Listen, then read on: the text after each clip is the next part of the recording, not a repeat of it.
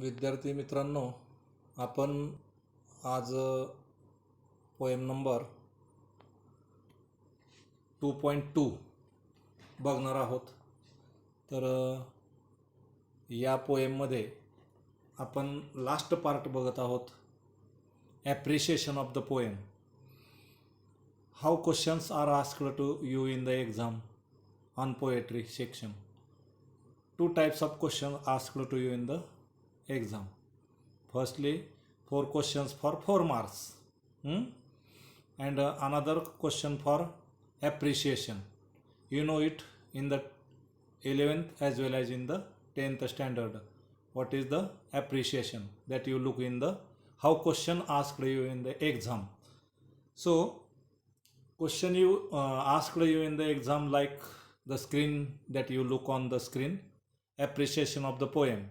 Write an appreciation of the poem with the help of following points. Points are supplied to you in the exam, or points are given to you in the exam. First point, about the poem, poet and the title. तर इथं आता यांनी 3 एकत्रच point दिलेले आहेत, तुम्ही separate करायचा. आता इथं 4 मार्काला हा क्वेश्चन असतो तुम्हाला. तर हा 4 मार्काचा क्वेश्चन आपल्या पद्धतीनं तुम्हाला बाकीची कशी उत्तर असू द्या, सिंपल मेथडनं हे कसं लिहायचं, तर आपल्या पद्धतीनं उत्तर लिहायची. आता पोएम, टायटल, तर सगळं पोएम काय नाव आहे पोएमचं ते टाकायचं मोठ्या अक्षरात कॅपिटल लेटर्समध्ये, इंडियन विवर्स. आता पुढे त्यात काय म्हणलं त्यांनी, पोएट. कोण आहे पोएट याचा तुम्हाला लक्षात आहे, सरोजिनी नायडू. तर पोएट खाली म्हणायचं आणि सरोजिनी नायडू. आता खाली थीम. आता थीम म्हणलेलं आहे. थीम म्हणजे काय, स्टोरी. आता हे बघा, तुम्हाला मराठीमध्ये मी अगदी सांगून टाकतो की या कवितेची स्टोरी समरी 3 कडव्याची कविता आहे, अगदी शॉर्टमध्ये लिहिलेली कविता आहे. तर या 3 कडव्याच्या कवितेमध्ये काय, पहिलं कडवं काय सांगतंय, दुसरं कडवं काय सांगतंय आणि तिसरं कडवं काय सांगतंय. तर शॉर्टमध्ये सांगायचं की first stanza tells about the poet's weaving clothes for newborn child. एवढं तरी लक्षात राहील. Second stanza, in the second stanza poetess Sarojini Naidu weaving म्हणजे काय, शिवणे, शिलाई. The clothes to young ones especially for the queen. Happy mood. First stanza newborn, happy mood. Second stanza for young ones and queen's memory for marriage किंवा wedding ceremony. She writes और Sarojini Naidu writes new wedding ceremony for the queen. And in the last stanza, poet is unhappy, and in the beginning for child she writes clothes in the morning session, fresh mood, happy mood. Then for a bride or queen, she write in the evening time for a queen. Timing is there, and in the night time, especially explain their moon. When moon is there in the sky, in the midnight or after midnight, at that time she weaves the clothes for the funeral of one of the man's or dead man's. एका मृत व्यक्तीसाठी मृत वस्त्र ते शिवतात. At that time she is unhappy. तर हे झाली थीम. आता तिथं नंतरचा पॉईंट काय दिलाय तुम्हाला, the language, poetic device used in the poem.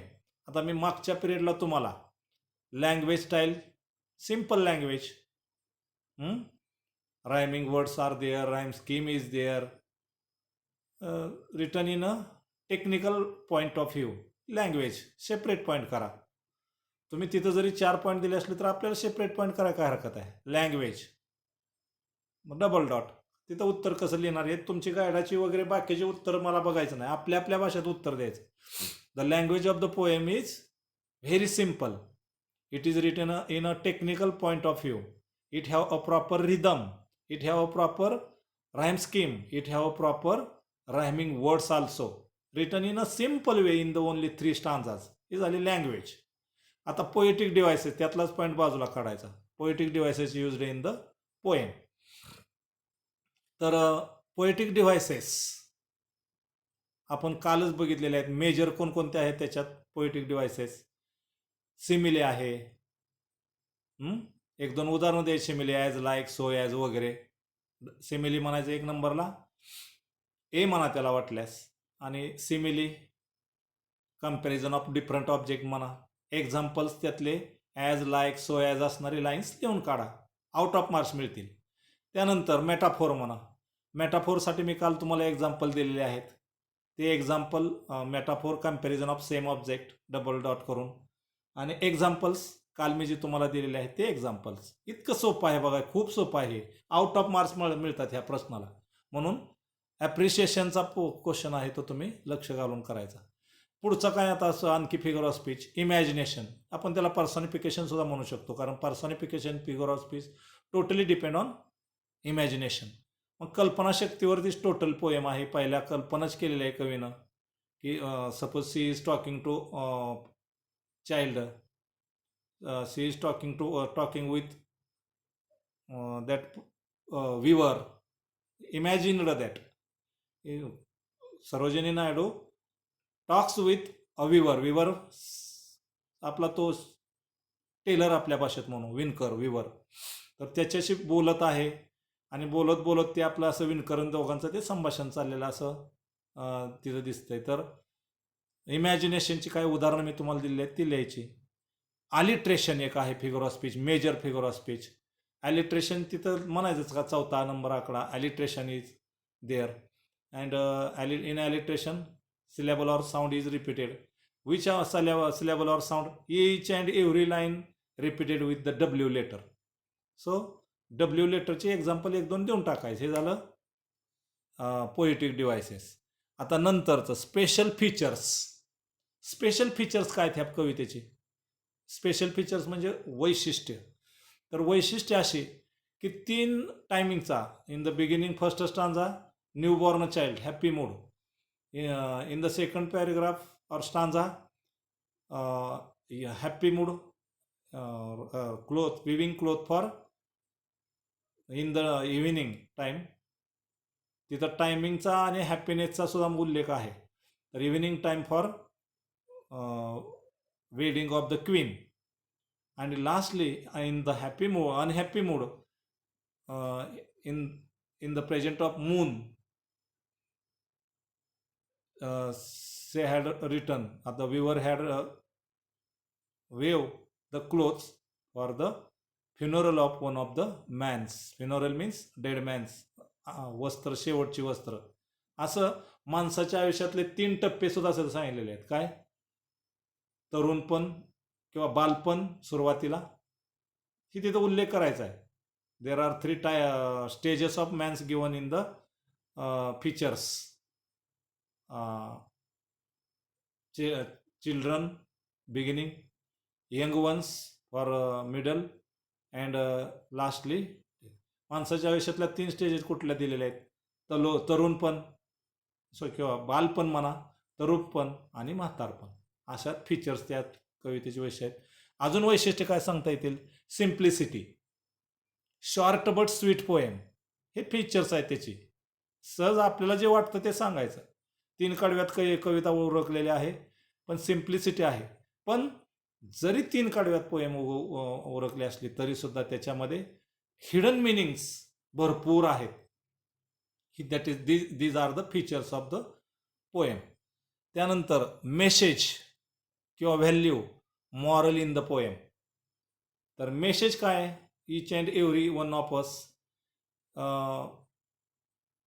each and every one of us, moral म्हणजे नैतिकता किंवा value, have to face these 3 stages, childhood, adulthood, and finally old age. We have to pass these 3 stages. Whatever may be the king, whatever may be the beggar, whatever may be the common person, we have to face these 3 stages, and after that we have to go to the God's office. These are the 3 stages of man's or human being's life. Lastly point काय, your opinion about the poem. तुम्हाला काय वाटतं ह्या कवितेबद्दल ते लिहा. The poem is so simple, I think म्हणा, म्हणजे मला वाटतं, किंवा माय ओपिनियन असं म्हणलं तरी चालेल. I think the poem is so easy, so simple. Poetic devices create rhythm to the poem. It increase the internal and external beauty of the poem. Short but sweet poem, only written in completed in 3 stanzas. So it's a direct message to us. Follow the weaver's life also is given there. टेलरचं जीवन कसं असतं, कपडे शिवून त्याच्यावर त्याची उपजीविका वगैरे भागवणं, अशा पद्धतीचं. तर तुम्हाला मी त्याच्यात उत्तरं सुद्धा दिले आहेत, आपण बघूया नेक्स्ट पेजवरती. तर हे उत्तर तुम्हाला आता बघत असताना त्याच्या ज्या स्टेजेस आहेत त्या स्टेजेसमधले मी आता तुम्हाला जे सांगितलं, जे तुम्हाला ह्यात कदाचित थोडं अवघड वाटेल, पण मी ज्या पद्धतीनं सांगितलं त्या पद्धतीने सिम्पल लँग्वेजमध्ये उत्तरं लक्षात ठेवायचे. तर आता सिम्पल लँग्वेजमध्ये हे उत्तर लक्षात ठेवण्यासाठी मी जे त्या पद्धतीने सांगितलं तसं लिहिलं तरी तुम्हाला 4 पैकी 4 मार्क मिळतील. असं आता मी तुम्हाला जसं उत्तर दाखवलंय अगदी तसंच असावं असं काही नाही. म्हणजे जसं मी तुम्हाला उत्तर आता ते तुम्हाला दाखवलंय पेज नंबरवर तुम्ही बघताय असं, तर तसंच उत्तर असावं नाही. मी तुम्हाला ज्या पद्धतीनं सोप्या पद्धतीनं समजून दिलं का नाही, अगदी त्या इझी पद्धतीनं ते उत्तर तुम्हाला सांगता येईल. तर आता मी उत्तर दिलेलं आहे तुमच्या समोर स्क्रीनवरती. लक्ष ठेवा की काय इथं यांनी पॉईंट वगैरे दिलेले नाहीत, तुम्ही पॉईंट द्यायचे. आपली पद्धत पॉईंट देऊन टाकायचे उत्तर, म्हणजे तिथं पॉईंट जसे दिलेले आहेत का नाही, पोएम म्हणा, तिथं पोएम नाही म्हणलं तरी चालेल, आकडा टाका, कवितेचं नाव टाका. कवितेचं नाव टाका काय, इंडियन विवर्स. काय पुढं म्हणलंय, पोएट. हे कवितेचं नाव मोठ्या अक्षरात ब्लॉक लेटरमध्ये टाकायचं, सेंटर ऑफ द पेज. ह्यानी उत्तर तुम्हाला स्क्रीनवर मुद्दाम मी दिलंय हे. तर असं उत्तर इम्प्रेसिव्ह वाटत नाही, म्हणून आपलं उत्तर इतरांपेक्षा इम्प्रेसिव्ह वाटण्यासाठी कवितेचं नाव ब्लॉक लेटरमध्ये छानपैकी टाकायचं, इंडियन विवर्स, खाली रिटन बाय सरोजिनी नायडू. आणि मग आता पुढं पॉईंट करा, थीम. तर थीम सांगताना सांगा.